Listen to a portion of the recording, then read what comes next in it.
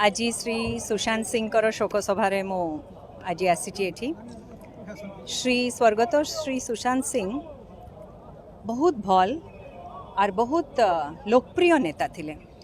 केवल यही माटीर नुहे से ओडिशा सारा चर्चित। तांकर दुईटी गुण थिला। गुटे हेला सहज तांकर जो प्रकृति सहज स्वभाव आर गुटे थिला झालबुड़ा परिश्रम कर पारथिले।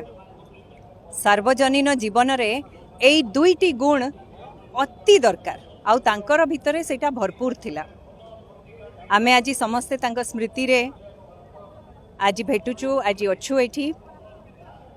माँ समलेई को मोर यही प्रार्थना कि तांकर अमर आत्मा को शांति दियन आर एई अंचल रू तांको भलिया प्रतीक है अनेक पिला माने बाहरंतु शहे शहे सुशांत सिंह बाहरंतु कहीं तांको परिश्रम तांको सहज स्वभाव पाई से लोक मानक मन भितरे गोटे तांकर स्वतंत्र परिचय करथिले।